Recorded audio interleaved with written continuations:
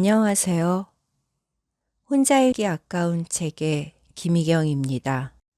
오늘은 미국 소설가 존 스타인백의 여행기를 소개하려고 해요. 존 스타인백은 에덴의 동쪽, 분노의 포도 이런 소설들로 유명한 작가지요. 1962년에는 노벨상을 받기도 했고요. 제게는 각별한 인연이랄까 추억이 있는 그런 작가입니다. 중학교 1학년 겨울방학이 시작되던 날이었는데요.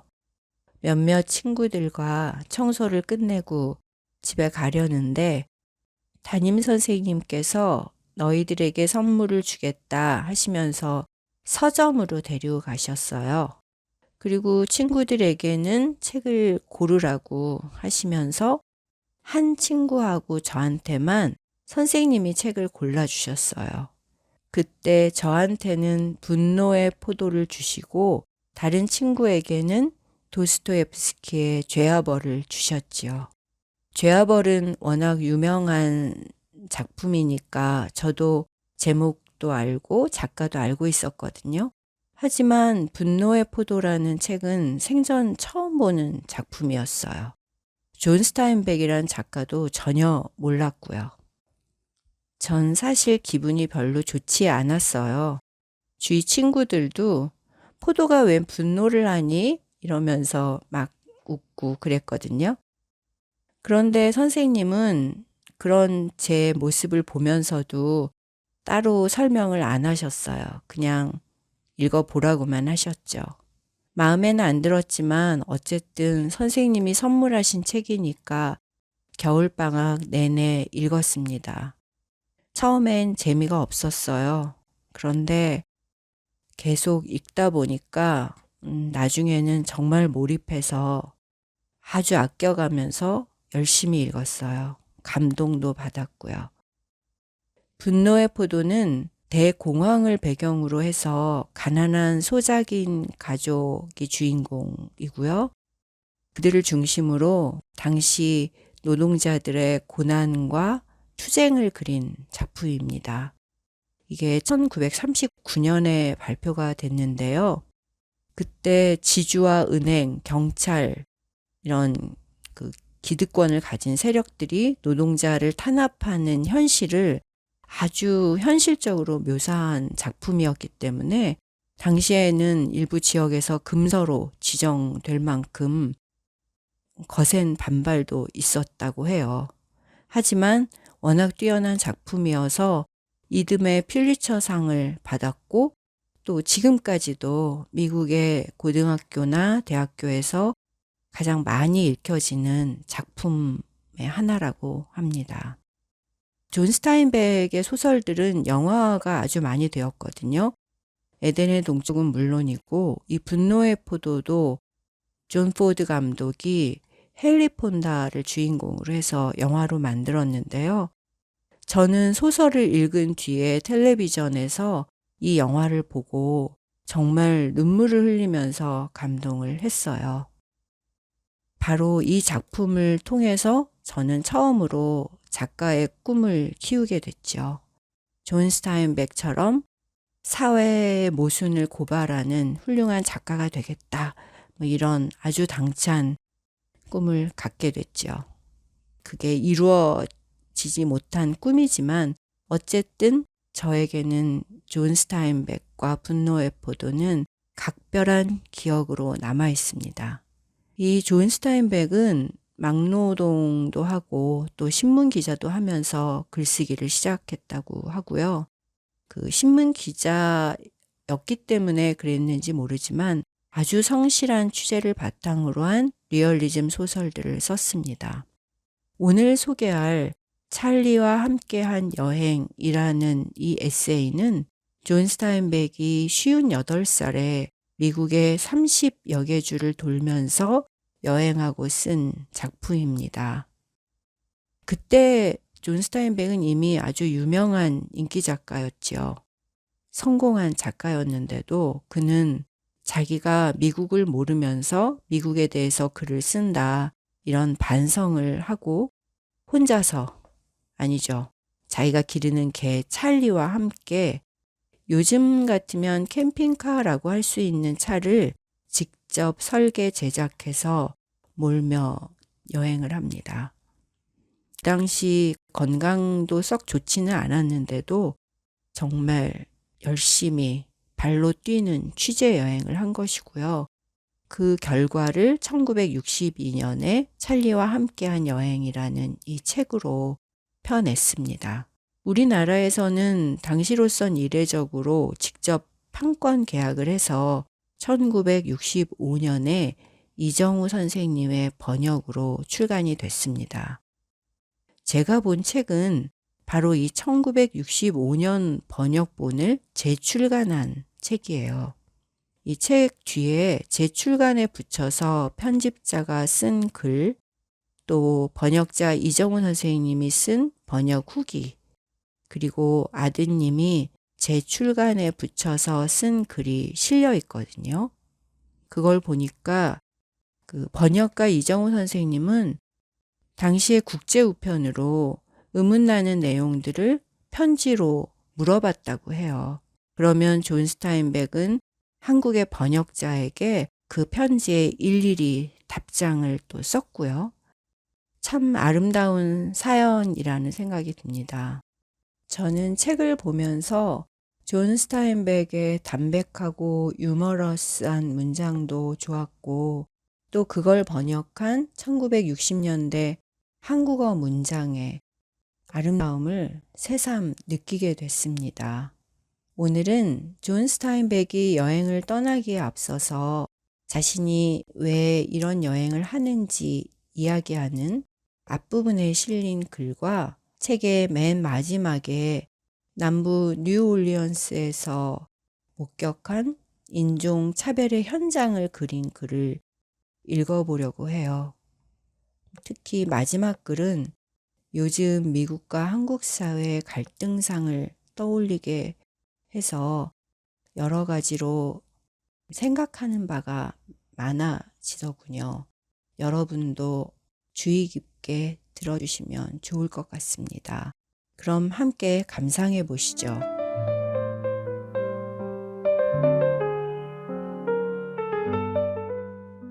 찰리와 함께한 여행.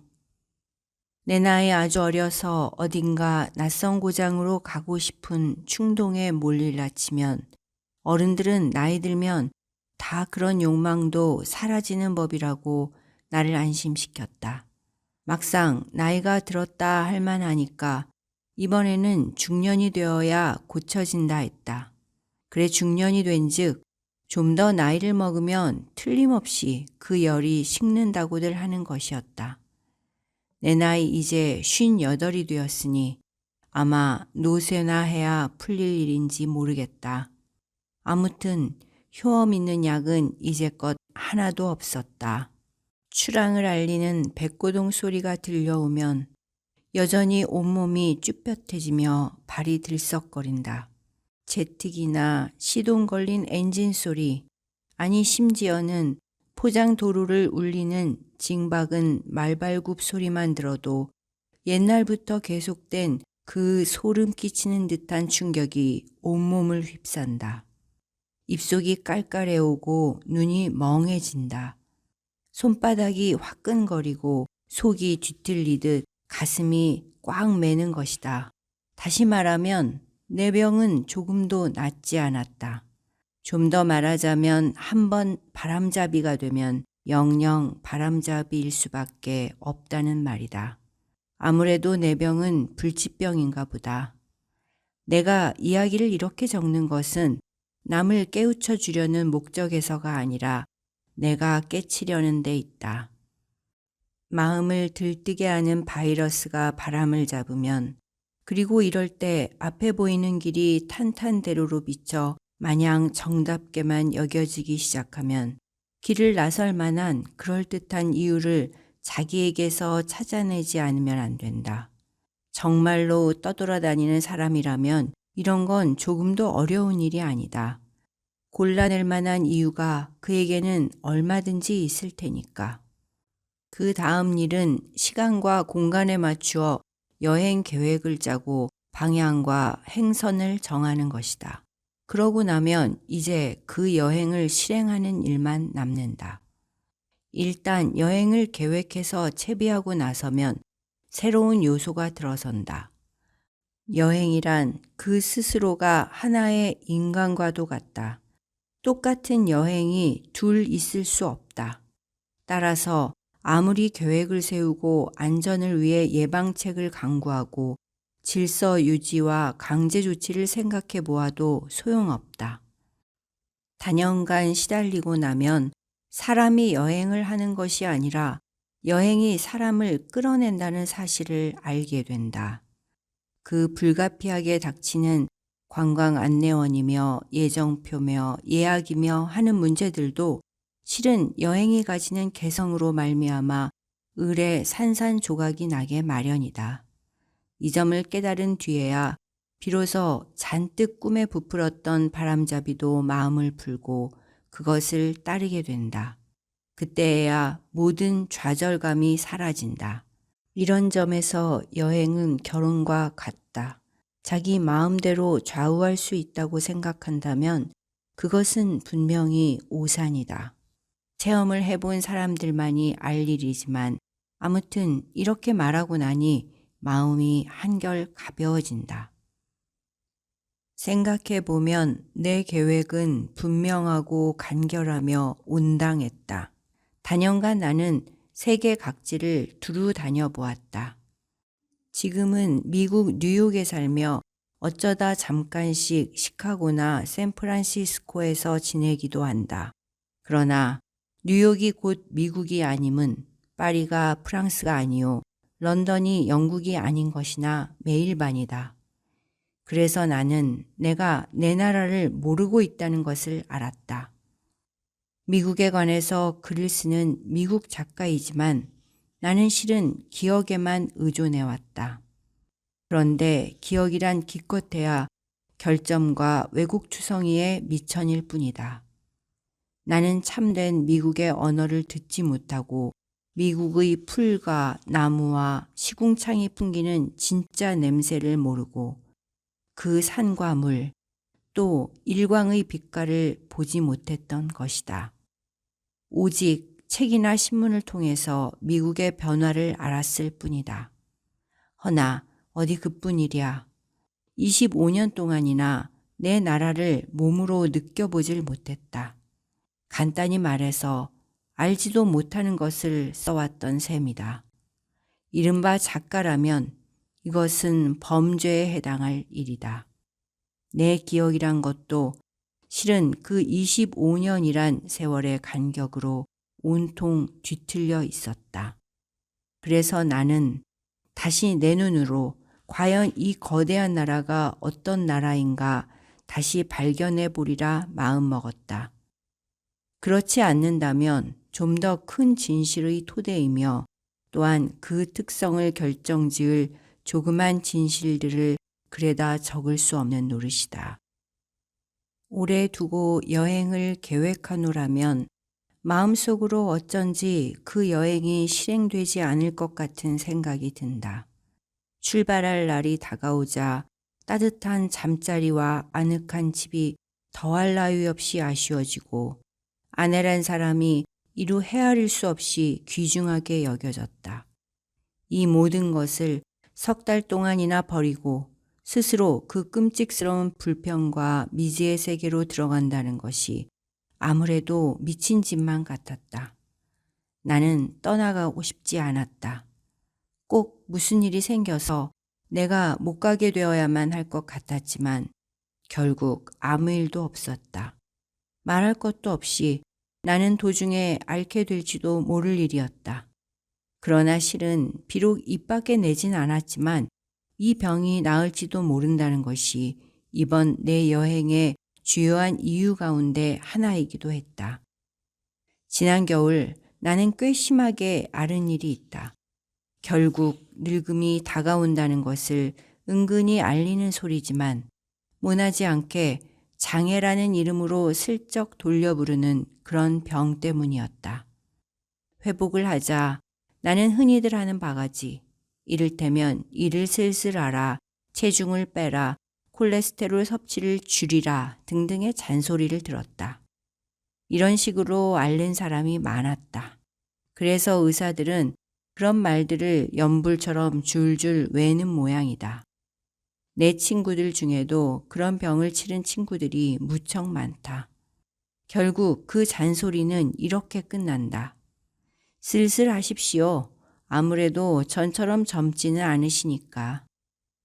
나는 무수한 사람들이 삶을 말하자면 포근한 솜으로 감싸고 충동을 억누르고 정열을 덮어버리고는 한 걸음 한 걸음 활기찬 생활로부터 물러나와 일종의 정신적, 육체적 반건강인 상태로 옮겨가는 것을 보아왔다. 이렇게 된 데에는 아내나 친척들의 조언이 더욱 힘을 주기 마련이요. 이것이 또한 말할 수 없이 달콤한 함정이 된다. 누군들 자기가 모든 사람들의 관심의 대상이 되는 것을 싫어할 건가? 숱한 사람들이 말하자면 제2의 유년기로 들어서는 것이다. 수명이 약간 길어진다는 약속을 받고 무모한 짓은 안 하겠다고 하는 것이다. 나는 그 어떤 두려움을 느끼며 이러한 가능성이 내게도 있는 게 아닐까 자신을 살펴보았다. 나는 언제나 무절제한 생활을 해왔기 때문이다.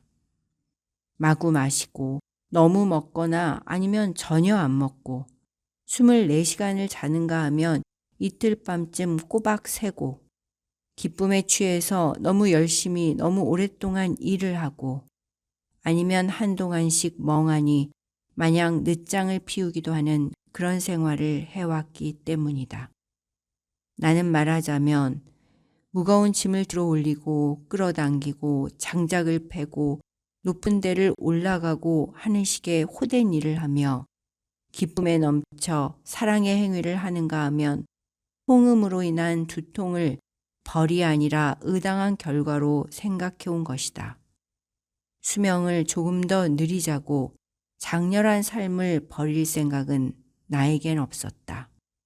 내 아내도 어엿한 한 남자와 결혼을 한 것이다. 그녀가 이제 와서 어린아이를 맡아야 할 이유는 도시 없지 않는가. 돌보아주는 사람 하나 없이 홀로 가지각색의 길을, 그것도 1만에서 1만 2천 마일 정도 되는 길을 트럭을 몰고 다닌다는 것이 얼마나 힘들까쯤은 알고도 남았다. 하지만 병을 무슨 직업이나 되는 것처럼 여기는 사람의 병독에 대해서 그것은 차라리 해독제가 되리라 나는 생각했다. 나는 나 자신의 생활에서 질을 양과 바꿀 생각은 아예 없다. 만약에 내가 계획한 이 여행이 못 견딜 만큼 힘들다는 걸 알게 된다면 그때야말로 어차피 세상을 떠나야 하리라. 내보기에 덧정없이 지지하게 망설이며 무대를 떠나지 않으려는 사람들이 너무도 많다. 삶으로서도 글렀거니와 연극으로서도 사뭇 멋쩍다.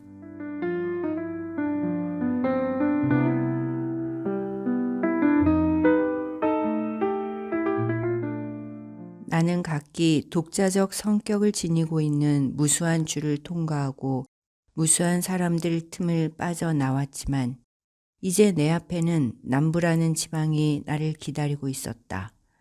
그곳을 가본다는 게 어쩐지 두려웠지만 꼭 가서 보고 듣고 해야만 한다는 것을 나는 알고 있었다. 나는 고통이나 폭력에 매력을 느끼지 못하는 사람이다. 나에게 어떤 도리가 없는 한 나는 사고 현장 같은 것은 되도록 안 보려는 주의고 쾌감을 맛보기 위해서 거리에서 벌어지는 싸움 구경을 하는 법도 없다. 나는 겁을 집어먹은 채 남부로 향했다. 남부에는 고통과 혼란이 있고 당황과 공포에서 빚어진 온갖 결과가 있다. 그리고 남부는 미국이란 나라의 말하자면 팔다리나 마찬가지이기 때문에 그 고통은 아메리카란 몸 전체에 뻗쳐온다. 1960년도 다 저물어갈 무렵 내가 아직 텍사스주에 머물 때의 일이지만 신문에 대대적으로 보도되고 사진도 크게 나곤 했던 사건이 있었다. 뉴올리언스의 학교에 2명의 흑인 아동이 입학하게 되었던 문제다. 이 조그만 흑인 아동 뒤에는 법의 위엄과 그 집행력이 있었으며 정의와 행정력이 이 아이들을 편들고 있었다. 그런 한편에는 이 어린아이들을 적대시하며 무시로 변화하는 이 세상에 바로 그 변화라는 것에 대하여 공포와 분노와 전율을 금치 못하는 300년의 역사를 지닌 반대파들이 있었다. 나는 매일 그 사건에 대한 신문 보도와 텔레비전 뉴스를 봤다. 이 사건에서 신문 기자들이 흥미를 가장 끌었던 것은 건장하게 생긴 중년 부인들이었다. 이 부인네들은 어머니란 말을 이상 야릇하게 해석하고서는 매일 모여서 통학하는 흑인 아이들에게 욕설을 퍼부었다. 그 중에도 몇몇 부인네가 특히 욕을 잘해서 응원단이란 이름으로 알려지기까지 했다. 그들의 명연기를 구경하며 박수갈채를 보내려고 연일 사람들이 꼬여들곤 했다. 이 괴상망측한 드라마는 도무지 참말 같지가 않아서 그 구경을 꼭 해야만 될 듯 싶은 생각이 들었다. 문제의 학교를 향해서 걷다 보니 사람들이 물결 속에 끼어서 가고 있었다. 모두 백인들로 나와 같은 방향으로 걷고 있었다. 아직도 타고 있는 불구경을 가듯이 그들은 골똘히 앞만 보고 걸었다. 시린 손을 엉덩이에다 탁탁 치는가 하면 코트 속에다 넣고 있기도 했다. 모자 바로 밑까지 목도리를 올려 귀를 가린 남자들도 많았다. 학교 건너편에는 군중을 막기 위해 경찰관들이 나무로 바리케이드를 쌓아놓고 군중이 던지는 농담은 들은 채도 안 하고 왔다 갔다 하고 있었다. 학교 정문에는 사람의 그림자가 없었지만 보도 옆에는 연방재판소의 집행관들이 띄엄띄엄 배치되어 있었다. 제복은 입지 않고 신분을 나타내기 위해 완장만 두르고 있었다. 권총은 얌전하게 코트 속에 들어가 있었지만 그들의 시선은 쉬지 않고 사방을 쏘아보며 사람들이 얼굴을 뜯어보고 있었다. 그들은 내가 열성파인가 어떤가를 살피고 나더니 대단치 않은 사나이라고 판단을 내려버리는 것 같았다. 응원단이 어디 있는가는 한눈에 알 수 있었다. 그쪽으로 가까이 가려고 사람들이 자꾸만 밀고 나갔기 때문이다. 응원단은 학교 정문 바로 건너편에 있는 바리케이드 옆에 마땅한 장소를 차지하고 있었다. 그 부근에는 경찰관이 잔뜩 집결해 있었다. 경찰관들은 시린 발을 퉁퉁 구르며 익숙지 못한 장갑을 낀 채로 두 손을 탁탁 마주치곤 했다. 벼랑간 누군가가 나를 사납게 밀어붙였다. 그러면서 커다랗게 외치는 소리가 들렸다. 자, 바로 그 아주머니가 오셨소. 어서들 비키시오. 자, 어서들 비켜요. 이분을 가시게 해요. 그런데 아주머니는 어딜 가셨다 오시는 거요? 오늘은 좀 늦으셨군요. 글쎄 어딜 갔다 이제 오십니까? 넬리 아주머니. 그 여인의 이름은 넬리가 아니었다. 어떤 이름이었던가는 잊어버렸다. 아무튼 그 여인은 꽉 들어찬 군중 틈을 비집고 나갔다. 나 있는 곳 바로 앞을 지나가서 나는 그 여인의 인조털 코트와 금 귀걸이를 볼 수 있었다. 키는 크지 않았지만 몸이 터질 듯이 뚱뚱하고 앞가슴도 대단했다. 아마 50살쯤은 되었으리라. 짙은 화장을 했고 이중으로 된 턱의 주름살이 사뭇 시커멓게 보였다. 여인은 사나운 미소를 띠고 신문에서 오려낸 종이 조각을 한 줌 쥔 손을 종이가 찢어지지 않게 높이 쳐들고 웅성거리는 군중들을 헤치며 나아갔다. 넬리의 동지들은 환호성을 지르며 그녀를 맞았다. 응원단원이 몇 명이나 되는지는 알 수 없었다. 응원단과 그 뒤에 있는 군중 사이에 분명한 경계선이 없었던 것이다. 내 눈에 띈 것은 사람들 한때가 오려낸 신문 조각들을 주고받으며 무엇이 기쁜지 연방 낄낄대면서 그것들을 읽고 있는 광경이었다. 쇼는 정각에 막을 올렸다. 먼저 사이렌이 울리고 오토바이를 탄 경관들이 달려왔다. 그러고는 누런 펠트 모자를 쓴 덩치 큰 사나이들이 잔뜩 탄 검은 승용차 2대가 학교 앞에 와 멎었다. 군중들은 숨소리를 죽이는 듯했다. 차 2대에서 각각 4명씩 몸집이 큰 집행관들이 나오면서 어느 구석에서인지도 모르게 재빨리 작은 흑인 여자아이를 내려놓았다. 그 아이는 빳빳하게 풀을 먹인 흰 옷을 입고 있었다. 하도 작아서 동그랗게만 보이는 발에는 하얀 새신을 신고 있었다. 얼굴과 조그만 다리는 옷과 신발의 흰색과 대조되어 몹시 까맣게 보였다. 덩치 큰 집행관들이 그 조그만 아이를 인도에 내려놓자 바리케이드 뒤쪽에서 왁 하고 조소의 외마디 비명이 터져 나왔다. 여자아이는 외쳐대는 군중 쪽은 보지도 않았지만 하얗게 비치는 그 눈가에는 겁에 질린 새끼 사슴 같은 표정이 돌고 있었다. 집행관들은 여자아이를 인형처럼 학교 쪽으로 휙 돌려 세웠다. 그 괴상한 행렬은 학교 건물을 향해서 넓은 보도 위를 움직여 나갔다. 집행관들의 몸집이 하도 크다 보니 그 아이는 그야말로 콩알만해 보였다. 신문에는 이 군중들의 조롱이 잔인하고 때로는 상스럽기까지 하다고 보도되곤 했는데 사실 그랬다. 그러나 그 흑인 아이가 학교 안으로 사라지기까지의 대목은 별로 큰 구경거리가 아니었다. 군중들은 용감하게도 자기 아이를 등교시키는 그 백인 남자를 바야흐로 기다리고 있었던 것이다. 그때 바로 그 백인이 경호원들이 늘어서 있는 보도를 걸어왔다. 후리후리한 키에 연한 회색 양복을 입고 놀란 어린아이의 손목을 끌고 있었다. 그의 몸은 더는 휠 수 없을 정도로 짓눌린 자동차 스프링 모양 잔뜩 긴장하고 있었다. 침통한 표정의 그의 얼굴은 시꺼멓게 질려 있었다.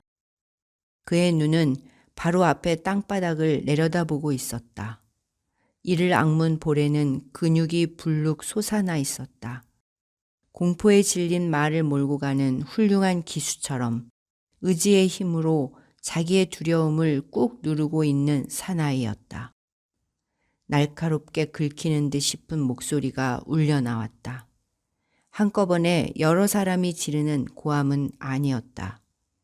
응원단 여자들이 한 사람 한 사람이 번갈아 지르는 소리였다.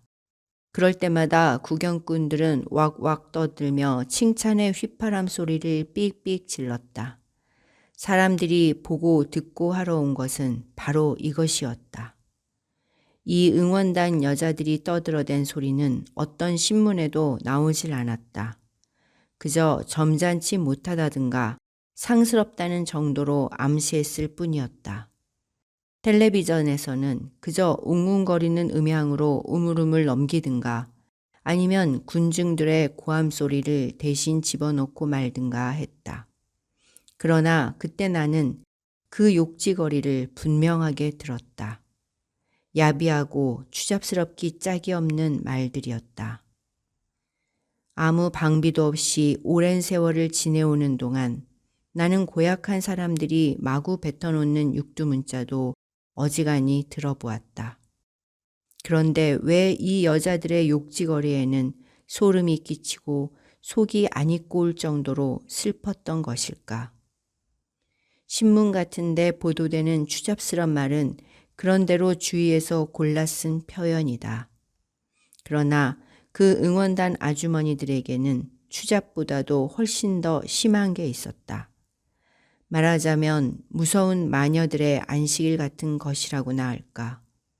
분노나 이성을 잃은 격분에서 자연스럽게 튀어나오는 그런 부르짖음이 아니었다.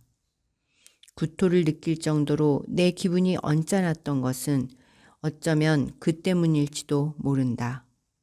그들에게는 좋건 나쁘건 간에 도대체 원칙이라는 것이 없었다. 뿐이랴 아무 방향도 없었다. 조그만 모자를 쓰고 오려낸 신문 조각을 치켜드는 이 지저분한 여자들은 사람들의 주목이 자기네 몸에 집중되기를 갈망했다. 사람들의 박수갈채를 받을라 치면 그들은 거의 천진난만하다고 하리만큼 마냥 으쓱거리며 희죽희죽 웃었다. 그것은 자기중심적인 어린아이가 거의 천진난만하다고 하리만큼 마냥 으쓱거리며 희죽희죽 웃었다. 그것은 자기중심적인 어린아이가 정신착란을 일으킴으로써 나타내는 잔악성과 같았다. 그들은 이미 어머니가 아니었다. 여성도 아니었다. 발광한 군중 앞에서 연기하는 발광한 배우들이었다. 내게 있어서 그날은 여느 날보다 큰 날이었다. 다른 날과는 도시 비교를 할 수 없는 날이었다. 전날 밤은 거의 잠을 안 자다시피 했으니까 그만 좀 쉬어야 하리라는 것은 나도 알고 있었다. 나는 몹시 피로했다.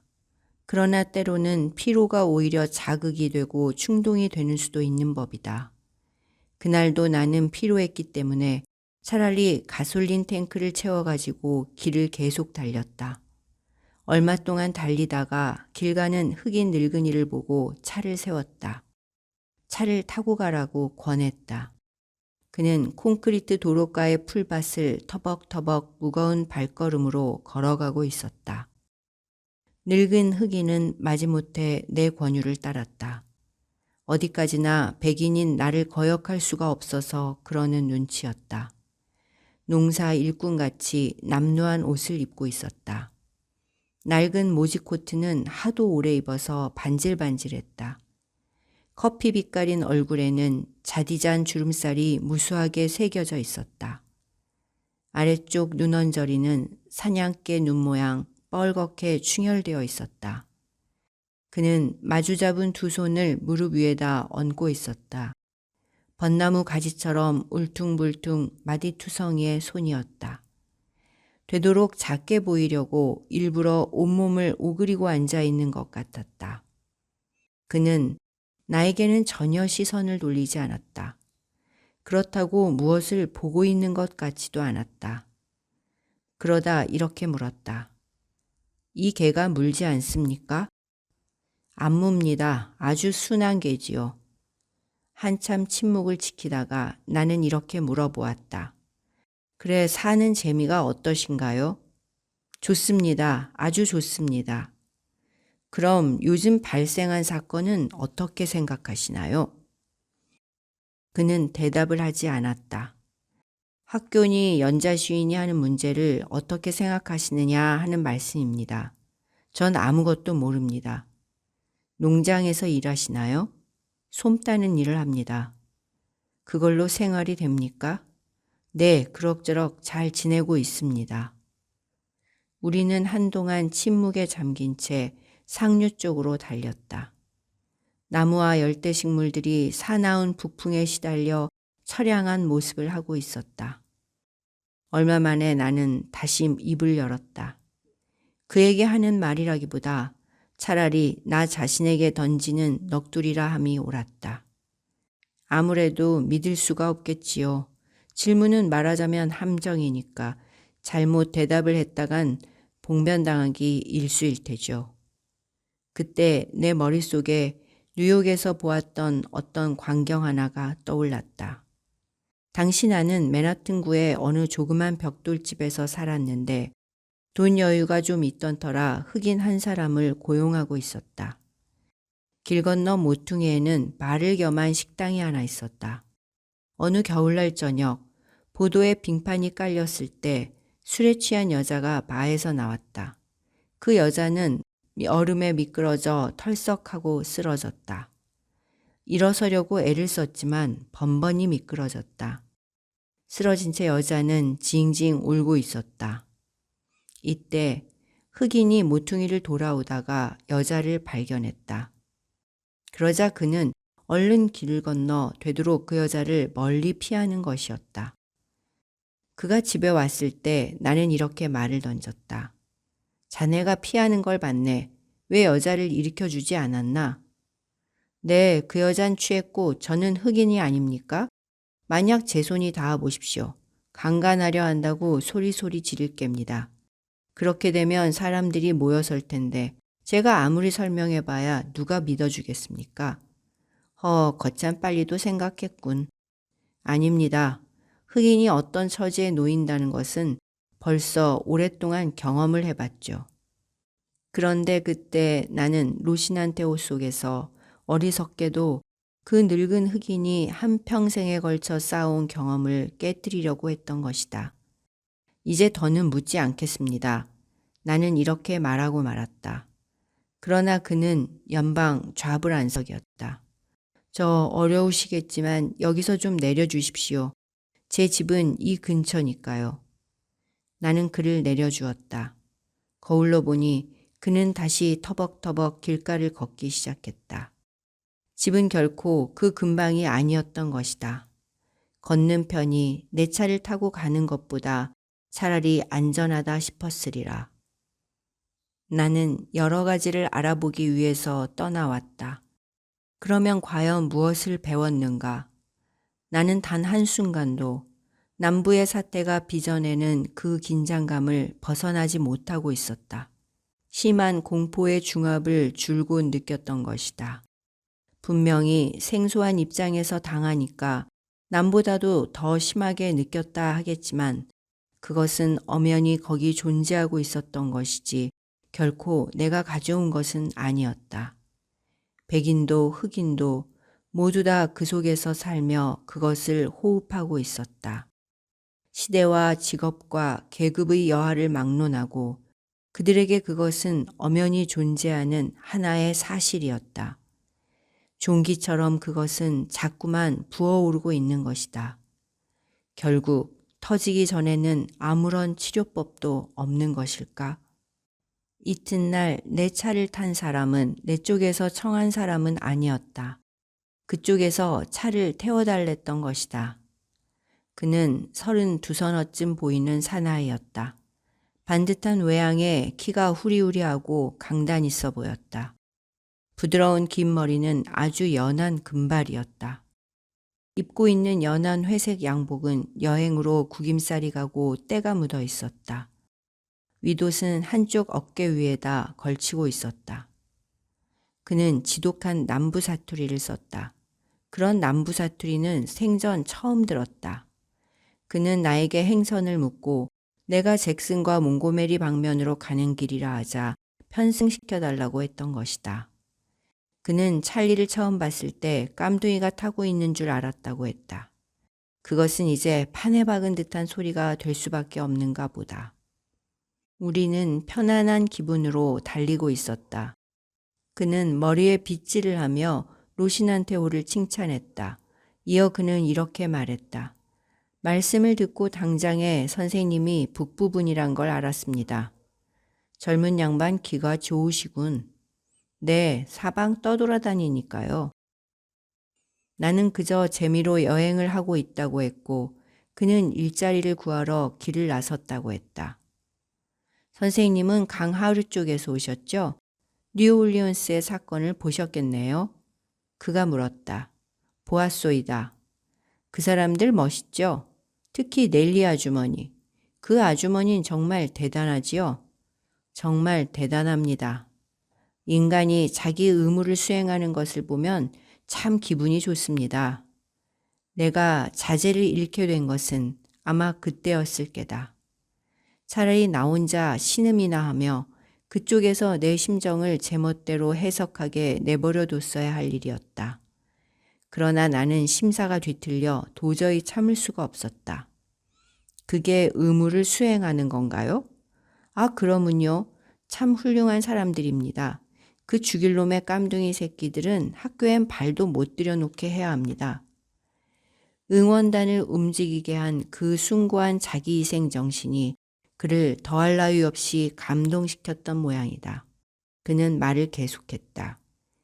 깊이 생각해 볼 때가 온 것입니다. 자기의 신념을 위해 목숨을 바칠 때가 드디어 온 것입니다. 그럼 당신도 그럴 결심을 했소? 그러면요, 저뿐만 아니지요. 그런 사람은 얼마든지 있습니다. 당신의 신념은 뭐요? 저는 깜둥이가 있는 학교에는 제 자식을 절대로 안 보낼 겁니다. 네, 그렇습니다. 그런 학교에다 자식을 보내느니 차라리 제 목숨을 버리겠습니다. 그렇지만 그러기 전에 그 빌어먹을 놈의 깜둥이들을 모조리 처치하고 말겠습니다. 어린아이들이 몇이나 돼요? 그는 내게 몸을 돌렸다. 지금은 하나도 없습니다. 그러나 이제 몇 놈은 생기게 되겠죠. 세상 없어도 내 자식들만큼은 깜둥이 새끼들하고 같이 공부는 안 시킬 작정입니다. 운전을 하자니 길을 내다보아야 했다. 따라서 그 사나이의 표정은 그저 힐끗 내 눈에 비쳤을 뿐이었지만 결코 즐거운 얼굴이 아니었다. 아니, 이 양반 깜둥이 편을 드는 것 같네. 내 미리 눈치챌 만도 했었는데. 여기까지 내려와서 우리한테 이래라 저래라 하고 말썽 피는 패군. 그렇게 무사하게 넘어갈 수 없을걸? 당신네 같이 깜둥이 편을 드는 빨갱이를 우린 감시하고 있단 말이오. 당신이 목숨을 던지는 그 장황한 광경을 나는 그려보았을 뿐이오. 야, 이거 정말 깜둥이를 사랑하는 양반이군. 천만의 말씀이오. 하지만 백인 편을 드는 사람도 물론 아니오. 그 고상한 응원단 아주머니들도 백인 축에 든다면 말이오. 사나이는 내게 바싹 얼굴을 갖다 대었다. 당신이 어떤 사람인지 내 말 좀 들어볼 테요? 듣기 싫소. 어제 넬리라는 옆판내가 하는 말을 다 들었소. 나는 브레이크를 밟으며 차를 길가로 댔다. 왜 세우는 거요? 내리시오. 주먹 한번 써보잔 말이군. 아니야, 내 녀석을 태우고 싶지 않아서 그래. 내려. 아니, 정말로 날 내리게 하겠다는 거야? 나는 아무것도 없는 운전석과 문 사이의 공간 속으로 손을 밀어 넣었다. 아, 내리겠어, 내린다고. 그는 황황히 내려갔다. 그러고는 문을 쾅 닫았다. 너무 세게 닫는 바람에 찰리가 싫다고 비명을 질렀다. 나는 즉시 차를 출발시켰지만 그의 외치는 소리는 들었다. 거울에 그의 증오에 찬 얼굴과 개거품을 뿜다시피 하며 벌려대는 입이 보였다. 내 눈에 띄는 동안 그는 연방 이 깜둥이하고 붙어먹을 새끼야를 외치고 있었다. 그 후 얼마 동안이나 그러고 있었는지는 알 수 없다. 내가 그를 골린 것은 사실이지만 나는 어쩔 수가 없었다. 평화 조정자를 모집하는 일이 있다면 나는 빼놓는 게 좋겠다. 잭슨에서 몽고메리까지 가는 도중에 나는 또 한 사람을 태웠다. 날카로운 얼굴의 흑인 학생이었다. 조금도 참지 못해하는 격정이 표정이나 감정 속에 역력히 보였다. 상의 가슴 부분에 있는 주머니에는 만년필이 세 자루나 꽂혀 있고 안 호주머니는 신문으로 불룩했다. 물어보고서 학생이라는 것을 알았다. 그는 경계를 하고 있었다. 그러나 자동차의 뉴욕 번호판과 내 말투에 사뭇 마음을 놓는 눈치였다. 우리는 연자 시위에 대한 이야기를 나누었다. 그는 그런 시위나 버스 승차 거부 운동에 직접 참가했었다고 했다. 그는 뉴올리언스에서 본 광경을 그에게 말해 주었다. 청년은 자기도 뉴올리언스에 갔었다 했다. 그리고 내가 충격을 받았던 그런 사건은 전부터 예상을 하고 있었다고도 했다. 마침내 마틴 루터 킹과 그가 지도하는 수동적이면서도 절대로 굴하지 않는 저항주의 이야기도 나왔다. 청년은 이렇게 말하는 것이었다. 그건 너무 미지근한 방법입니다. 너무 오랜 시간이 걸리지요. 그래도 개선은 있겠지요. 끊임없이 개선이 되어갈 게 아닙니까? 폭력의 한거에서 이기는 방법은 그 길밖에 없다는 것을 간디가 증명하지 않았어요? 저도 그건 다 압니다. 저는 그 문제를 연구해 보았습니다. 그러나 그것은 밑 빠진 독에 물 담기입니다. 그런 사이에 시간은 다 흘러버리지요. 저는 좀 더 빠른 것을 원합니다. 직접 행동으로, 당장 행동으로 나가길 바라는 것입니다. 그렇게 하면 만사를 다 망치게 될지도 모르지요. 그럴지도 모르죠. 그러나 저는 떳떳한 인간이 미처 되기도 전에 늙은이가 될지도 모릅니다. 어쩌면 죽을지도 모르고요. 그건 사실이지. 간디도 죽었으니까. 그런데 학생처럼 행동을 원하는 사람들이 많은가요? 네, 덜어 있습니다. 정확한 숫자는 잘 모르겠습니다만. 우리는 그 밖에도 여러 가지 이야기를 나누었다. 청년은 열정적인 성격의 소유자로 말도 조리 있게 했다. 열망과 격정이 역력하게 보이는 청년이었다. 그러나 몽고메리에서 하차했을 때 창문 안으로 몸을 들이밀며 그는 웃었다. 부끄럽습니다. 너무 이기적인 말씀만 드렸군요. 그러나 저는 죽기 전에 꼭 보고 싶습니다. 바로 여기서 인간이 된 저 자신을 꼭 보겠습니다. 그것도 머지않은 장래의 말입니다. 그런 뒤 획 몸을 돌리고는 손등으로 눈물을 닦으며 재빨리 걸어가 버렸다. 여러 가지의 여론조사가 있었고 또한 신문에서도 뉴스보다는 의견을 더 많이 싣고 있어서 무엇이 무엇인지를 알 수 없는 형편이지만 나는 한 가지 점만은 분명히 해두고 싶다. 나는 독자가 이 작가는 남부의 참된 모습을 그렸다고 믿고 있다 할 정도로 그 무슨 훌륭한 단면도를 제공하진 않았으며 또 제공했다고도 생각하지 않는다는 점을 밝혀둔다. 나는 그저 몇 사람의 말과 내가 본 것을 알렸을 뿐이다. 나는 이러한 것들이 대표적인 것인지 그래서 또 그 어떤 결론을 끌어낼 수 있는지는 모른다. 그러나 남부가 공경에 처해 있는 고장이며 사람들이 궁지에 빠져 있다는 것만은 확실히 알 수 있다. 그리고 서로 해결이 난다 해도 그것이 결코 간단하게나 수월하게 이루어질 수 없다는 것도 분명하다. 나는 결말이 문제가 아니라고 생각한다. 문제는 그 방법이다. 막막하기 짝이 없는 그 방법이 문제인 것이다.